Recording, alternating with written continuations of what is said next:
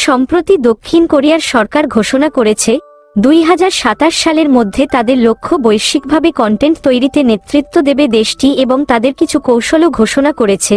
এটি বাস্তবায়নে পরবর্তী বিটিএস খুঁজে পেতে তরুণকে পপ সদস্যদের সাহায্য করার একটি পরিকল্পনা রয়েছে। দেশটির সংস্কৃতি, ক্রীড়া ও পর্যটন সেক্টরের উপমন্ত্রী জিওন বাইং সিওক এ বিষয়ে বলেছেন, আমরা আগামীর বিটিএসকে খুঁজে পেতে ছোট দলগুলোকে সঙ্গীতশিল্পী হিসেবে বেড়ে উঠতে সাহায্য করব। বিটিএসের গান, শত কোটি ভক্ত, সব মিলিয়ে এক অভূত সাড়ার প্রভাব বিশ্বজুড়ে দেশটির জন্য নানাভাবে বয়ে এনেছে সুফল। তাই তো দক্ষিণ কোরিয়ার সরকার এখন পরবর্তীকে পপ দল খুঁজছে। তবে উপমন্ত্রী জিওন বাইসিওকের মন্তব্য ব্যাপক সমালোচনার জন্মও দিয়েছে। যদিও দেশটির আর্মি ক্ষোভ প্রকাশ করেছে এবং বলেছে পরবর্তী বিটিএস বলতে কিছু হতে পারে না।